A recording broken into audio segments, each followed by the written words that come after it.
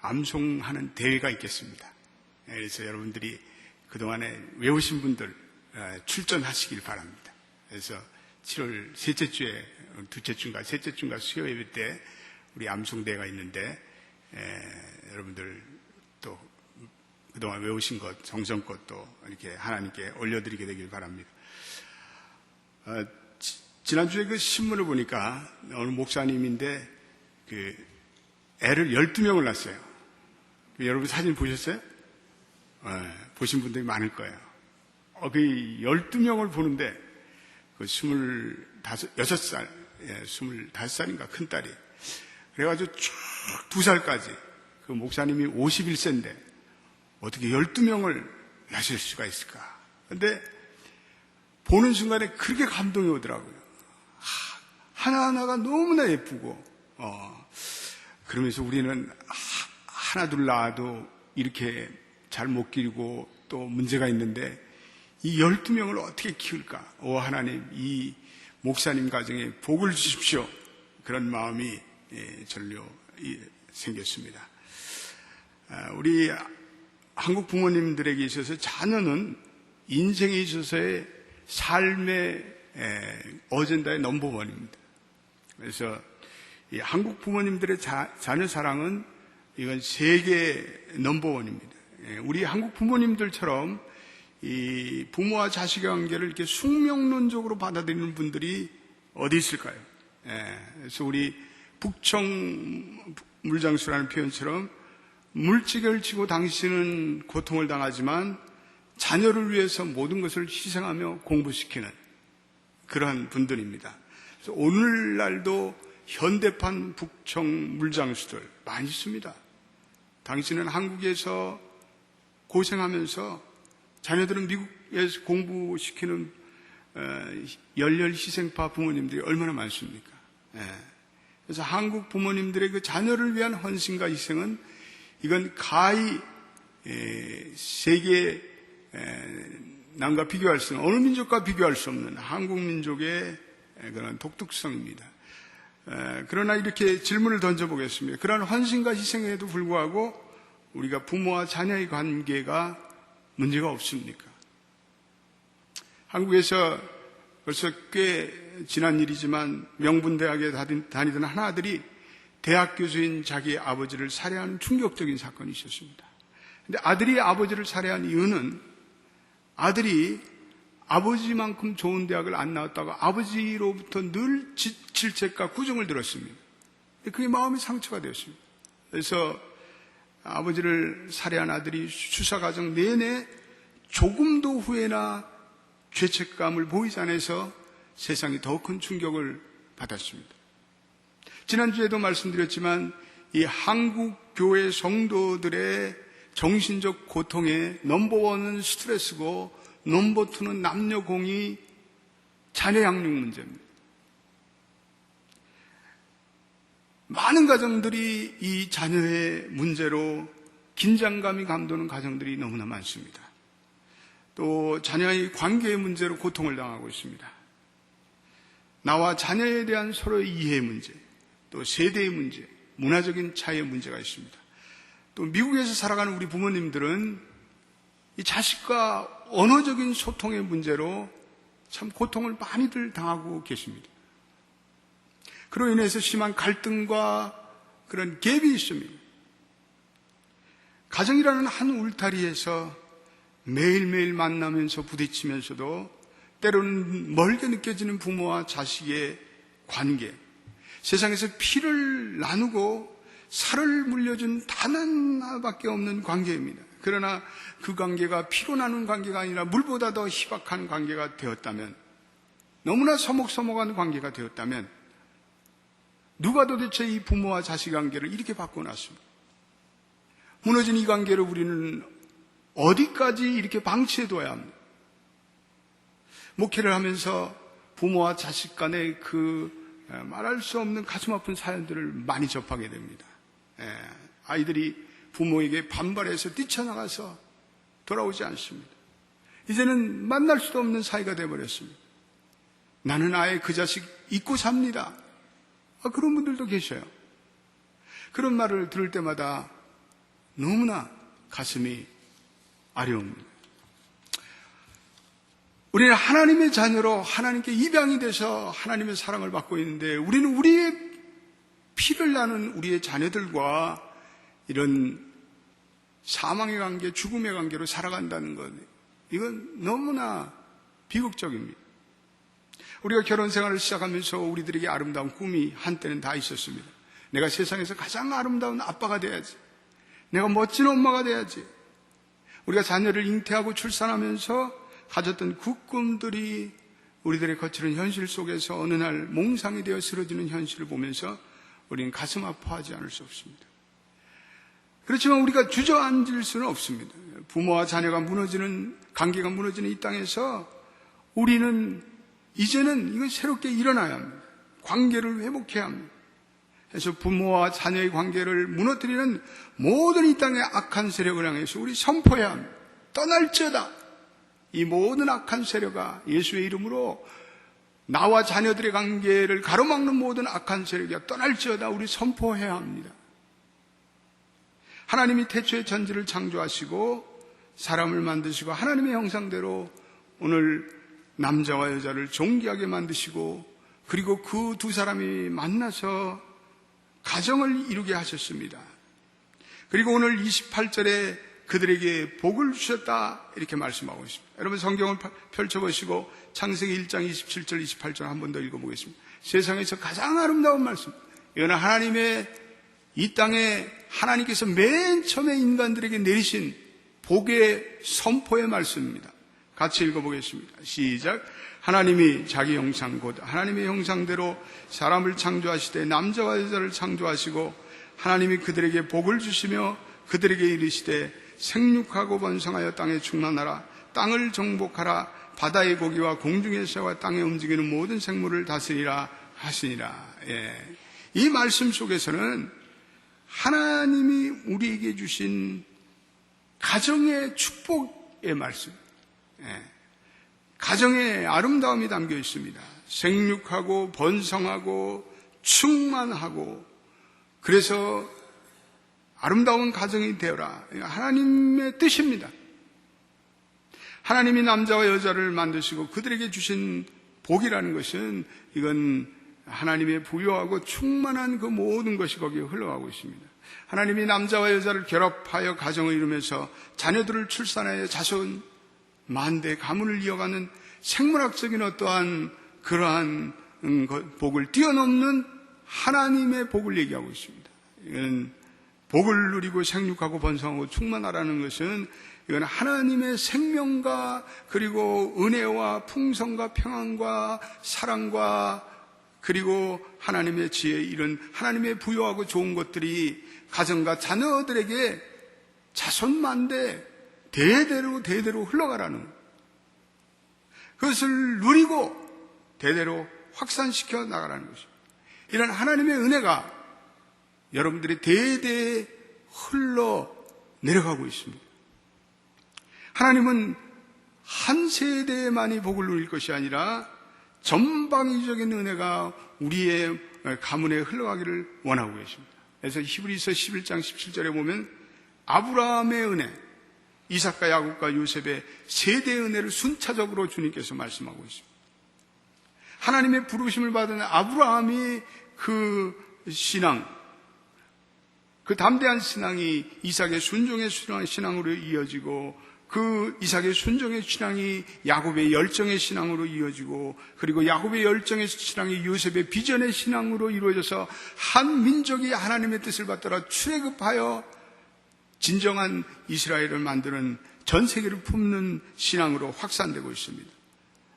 우리의 가정들도 이 세대의 믿음이 잘 계승되어 부모와 자녀들이 한 믿음으로 한 코드로 묶어주는 신앙의 세대 계승적인 축복이 여러분들의 가정에 있게 되기를 주님의 이름으로 축원드립니다.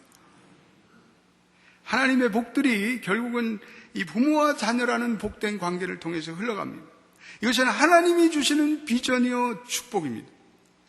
이 축복과 비전을 누릴 사람들은 바로 우리들입니다. 우리들의 가정이며 우리들의 자녀입니다. 그래서 우리는 이 하나님이 주시는 이 관계를 통한, 가정을 통한 복과 비전을 절대로 포기할 수 없습니다. 절대로. Ever give up. Don't give up. 우리 옆에 분들에게 인사할 때 하나님이 우리 가정에 주신 이 복을 절대로 포기치 않겠습니다. 한번 이를 갈면서 한번 인사해 보세요.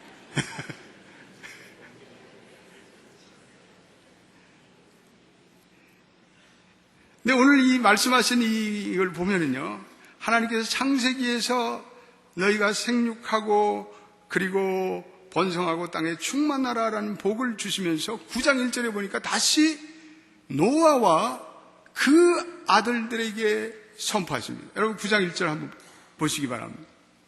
똑같은 복인데 거기에는 노아와 그 아들들에게라는 단서가 붙습니다. 한번 같이 읽어보겠습니다. 시작. 하나님이 노아와 그 아들들에게 복을 주시며 그들에게 이르시되 생육하고 번성하며 땅에 충만하라. 예. 하나님께서 이미 창세의 복을 주셨는데 이 복을 노아 시대에 다시 한번 확인하며 그 아들들에게 주셨다라고 말씀하고 있습니다. 하나님이 창세기 주신 이 복들이 중간에 깨져버렸습니다. 만신창이가 됐습니다. 그래서 괴로워하는 부모와 자녀들에게 다시 그 복을 주십니다. 하나님께서 하나님의 복을 저버리고 죄악에 가득한 인생을 살아가는 인간들을 홍수 심판으로 멸하셨습니다. 그리고 구원의 방주를 탄 이 노아의 가정에 그 노아의 가정을 구원하시고 회복시킨 다음에 그 다음에 똑같은 축복의 말씀을 다시 한번 이 9장 1절에서 주고 있습니다. 하나님의 마음은 태초나 그리고 심판을 하신 후 노아의 가정에게 주시는 말씀이나 오늘 2009년 6월 첫째 주 이 아침에도 그 마음이 똑같습니다. 변치 않습니다. 그래서 하나님은 우리 모든 부모와 자녀들에게 이 복을 주시기를 원하십니다. 이게 하나님의 꿈입니다. 그래서 부모와 자녀 간의 무너진 관계의 모습, 그건요 하나님이 원하시는 진정한 모습이 아니에요. 이건. 여러분 속지 마십시오. 이건 하나님이 그리시는 진정한 모습이 아닙니다. 우리 사탄들에게 속아서는 안 돼요. 부모와 자녀의 관계는 반드시 필연적으로 회복될 그런 하나님의 비전입니다. 어떤 분이 글을 썼는데 아버지와 아들 관계를 촌수 관계로 비유했습니다. 그래서 아버지가 아들을 낳을 때 맨 처음에 부자간의 촌수는 1촌이래요. 너무나 가깝죠. 너무나 사랑스럽고 아름다운 관계. 그러나 아들이 초등학교 들어가면 그 촌수가 2촌이 된대요. 2촌. 좀 더 성장해서 아들이 중학교 가면 4촌이 된대요. 그때부터 서로 이해할 수 없는 서로의 깊은 간격이 생깁니다. 고등학교 들어가면 8촌이 된대요. 8촌. 서로 무관심하고. 그래서 오히려 갈등과 반감이 계속해서 빚어지고. 아들이 장성해서 대학에 들어가면 사돈의 팔촌처럼 느껴진대요. 대학을 졸업하고 직장을 갖고 자기의 삶을 살면 이제는 한나라 동포 수준이 된대. 동포 수준. 그러다 아들이 결혼해서 자부가 생기고 그러면 이제는 해외 동포가 된대. 해외 동포. 좁지만 멀어지는 부자지간을 오늘의 우리의 관계의 세태를 비유하고 있습니다. 그래서 우리가 이렇게 주저앉을 수는 없습니다. 우리는 몸부림쳐야 합니다. 우리는 가정들이 이 부모와 자녀의 관계의 회복을 위해서 일어서야 합니다. 그래서 우리가 나이가 어린 우리 자녀들의 관계뿐 아니라 나이가 많이 들은 자녀와 부모의 관계도 마찬가지입니다. 오늘 우리가 그 관계가 어떻게 회복될 수 있을까요? 가장 중요한 것은요, 우리가 부모와 자녀의 관계에 대한 그 중요성을 우리 인식하는 거예요. 이게 너무나 중요해요. 그래서 하나님이 주신 이 부모와 자녀의 관계가 축복의 통로가 되어야 돼요. 부모가 자신의 성공과 꿈만을 위해서 자녀에게 상처와 아픔을 남긴다면 이 세상에 아무리 성공해도 그 성공은 진정한 성공이 될 수가 없습니다. 자녀들도 마찬가지죠. 내가 아무리 잘났고 성공하고 잘나가도 부모의 가슴을 아프게 하고 멍들게 하면 그건 자식으로서 진정한 성공이 아닙니다. 부모와 자녀의 관계가 무너지면 그 누구도 그 성공만큼 행복을 누릴 수가 없습니다. 세상의 어떤 성공도 부모와 자녀의 아픔을 씻어낼 수 있을 만큼 찬란하고 위대한 성공이란 존재하지 않습니다. 부모와 자식 간에 계속해서 고통과 그리고 아픔이 존재한다면 이건 서로가 불행하고 서로가 힘들어집니다. 여러분, 오늘날 이 땅에서 일어나는 많은 사회적인 병리 현상의 배후에는 병든 가정이 있습니다. 오늘 청소년들의 총기 난동 사건, 사회적인 범죄자들, 그분들 여러분들이 저주하고 미워하지만 여러분, 그들의 배후에는 병든 가정이 있습니다. 병든 부모와 자식의 관계가 있습니다. 우리는 이 엄청난 부모와 자식의 관계를 결코 소홀히 할 수가 없습니다. 부모와 자녀 간의 관계의 회복은 이건 하나님이 주시는 계획입니다. 우리는 그런 믿음의 확신을 가져야 합니다.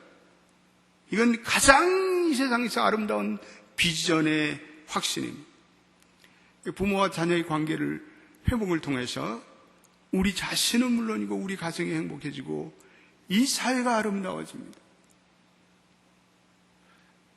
저는 어느 장로님의 그 눈물 어린 간증을 들었는데 이 장로님이 이 간증하면서 내내 우시더라고요.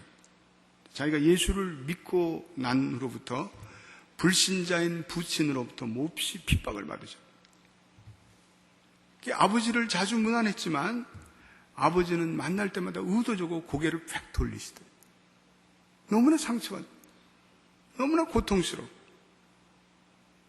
한 번은 부친이 한국 가서 족보를 가져왔는데 그 족보책을 보면서 네 이름은 빼놓겠다 그러더라고요.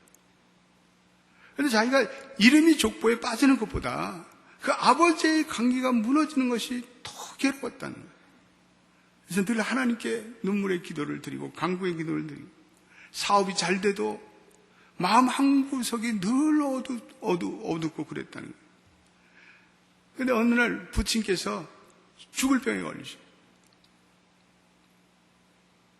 거의 임종이 가까운 어느 날에 그 아버지를 다시 뵈러 가서 간병을 하는데 그 아버지의 그 파리한 모습을 보니까 너무나 가슴이 아프고 자기가 그 아버지 손을 붙잡고 눈물로 호소해요. 아버지, 왜 나를 미워하세요? 나는 아버지를 사랑합니다. 아버지, 내 진심을 아세요? 그랬더니 그 아버지가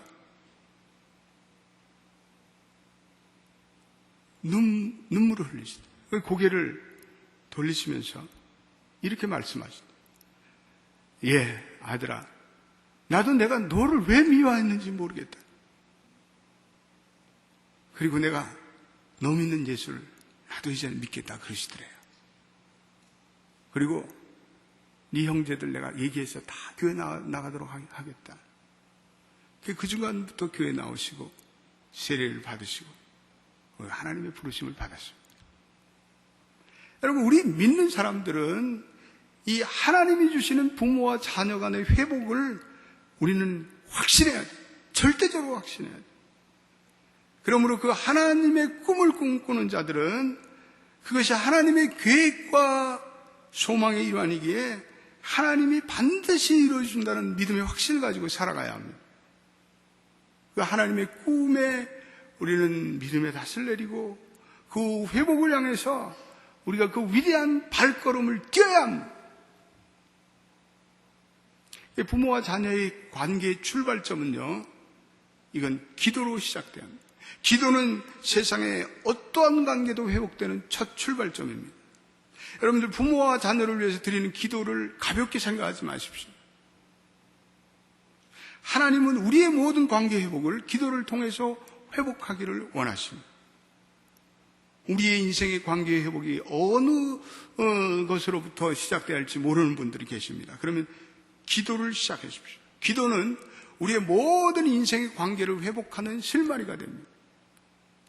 그래서 부모와 자녀의 회복을 위해서 먼저 하나님, 내가 내 자녀와의 관계, 내 부모님과의 관계가 먼저 회복되기를 원합니다. 그리고 기도를 시작하세요. 하나님께 구체적으로 기도하십시오. 내가 부모로서 자녀들에게 뭘 해야줘야 할지, 그거 모른다면 걱정하실 필요 없어요. 하나님께 기도하면 하나님 모든 지혜의 원천이 되십니다. 자녀로서 부모를 위해 어떻게 기도할지를 모른다면 하나님께 구하십시오. 하나님 우리의 기도를 들으실 준비가 되어 있으십니다. 저는 아버지를 오래전에 여했습니다. 1970년대. 근데 제가 아버지를 여의고 제가 지금까지도 고통스럽게 생각하는 대목은 내가 아버지를 위해서 기도를 못했어요. 내가 왜 그 아버지가 살아서 생전에 기도를 많이 하지 못했던가. 내 돌이켜보면서 난 참 회개를 많이 했어요. 가만히 생각해보니까 그때는 영적인 깨달음이 없었어요. 영적인 철이 들지 않으니까 기도의 중요성도 모르고 기도의 능력도 모르고 기도의 열정도 모르고 기도의 힘도 믿지 않았어요. 그래서 부친의 영혼의 구원을 위해서 기도를 많이 드리지 못했습니다. 그런데 또 한 가지는 부모와 자녀를 통한 그 하나님의 그 계획과 비전 같은 그런 하나님의 계획을 알지를 못했어요. 그때는 가정사역 같은 것이 없어요. 오늘 정말 아버지 학교나 어머니 학교 그런 것이 있었으면 우리가 좀 더 이 가정들의 관심을 가지고 기도하고 그랬을 텐데 너무 다 그때는 가정에 대해서 무지했어요. 그때는 먹고 살기에 바빴고 생존하기에 바빴습니다. 가정이 그렇게 크신 하나님의 축복의 통로인지를 우리 모르고 그냥 생존을 위해서 절박하게 뛰어왔던 그런 시점들이 우리 민족들에게 있었습니다. 그저 가정이란 서로 피를 나눈 그러한 살부지들이 그냥 숙명적으로 만나서 살아가는 그러한 장소 정도로 알았지 그 가정에 나타난 하나님의 아름다운 계획과 꿈과 비전들을 우리 깨닫지 못했던 그러한 무지몽매한 시절들이 있었습니다. 이 영적인 렌즈로 조명해보면 가정에는 반드시 가정의 회복을 막는 그런 악한 영들이 존재합니다. 가정들을 파괴하려고 혈안이 되어 있습니다. 사탄 숭배자들에게 가장 외치는 구호가 하나 있는데 그건요, 이 세상의 모든 크리스찬 패밀리들이 망하게 해달라는 거예요. 분열되게 하라, 깨어지게 해달라는 거예요. 그게 그들의 기도 제목 넘버원입니다.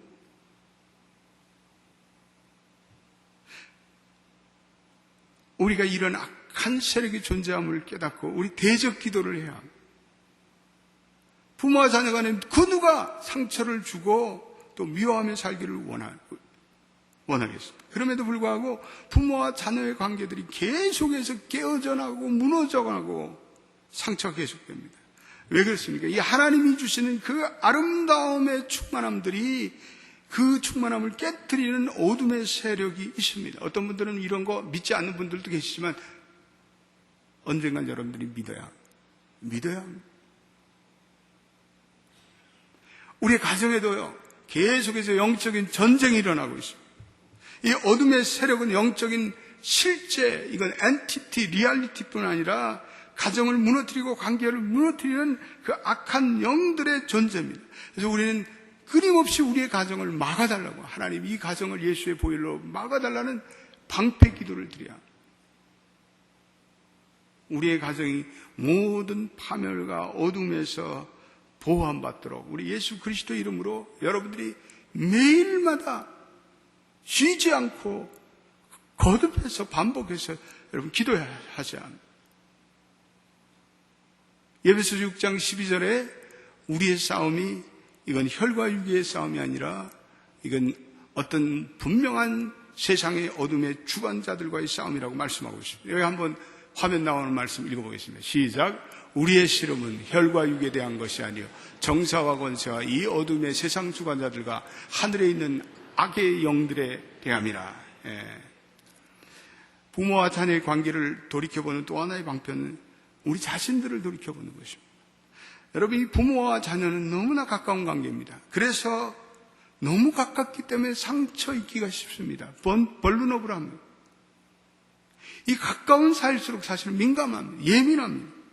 그래서 조금만 서운하면 그 상처가 확대됩니다. 그래서 여러분들 이렇게 온 가족들이 이렇게 패밀리 유니언 하는 그런 때요, 이거 모여서 옛날식 생각하고 막 말을 함부로 하고 그러면요, 그거 가지고 서로 마음에 상처 입을 때가 많습니다.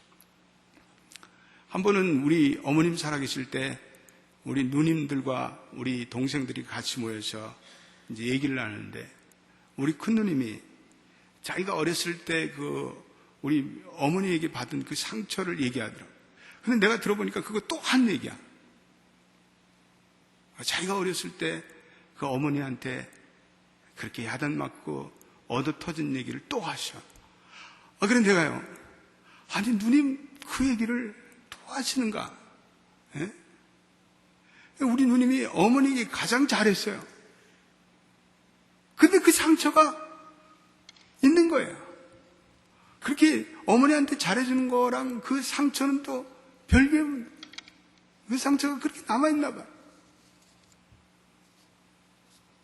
여러분, 관계의 시작은 이건 쌍방으로부터 시작됩니다. 서로를 객관적으로 돌아봐야 해요. 내가 자녀들에게 보였던 어떤 불만의 모습이 있었는가? 돌이켜봐요. 인정할 건 인정해야 합니다. 여러분, 부모와 자녀 간에 오랜 그 뿌리 깊은 그 상처와 쓴뿌리들이 있습니다. 가정의 분위기와 관련된 문제도 있고, 그 가정의 그 해묵은 어떤 가문의 잘못된 전통들과 관련이 될 수도 있습니다. 어느 목사님이 자기 책에서 얘기를 하는데, 자기가 어린 시절에 그 아버지가 농번기 때 술을 먹고, 그렇게 착한 아버지인데 농번기 때문에 술을 먹고 싸운다는 거예요. 그 술을 먹고 싸우는 그 아버지의 모습이 그렇게 괴로워서 자기는 방학 때도 가지를 않았다는 거예요, 집으로. 여러분, 우리가 자녀들한테 흐트러진 모습을 보여서는 안 됩니다. 술을 먹고 우리가 음주로 고정방가하고 우리의 모습으로서 흩어지는 모습을 보면 자녀들이 상처를 입습니다.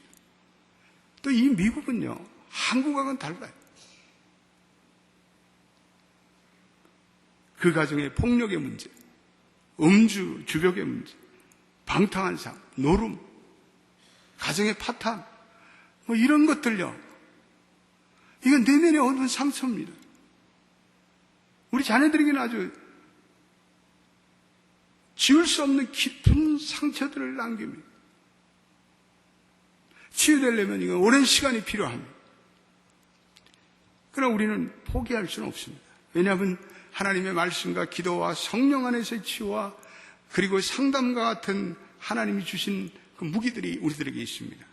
특별히 예수의 보혈의 피에 나타난 그 놀라운 사랑, 하나님의 말씀 가운데 담겨져 있는 그 치유의 은혜, 성령의 부드러운 치유하심, 그런 것들은 우리의 과거의 어떠한 상처도 우리가 치유받을 수 있고 회복받을 수 있습니다.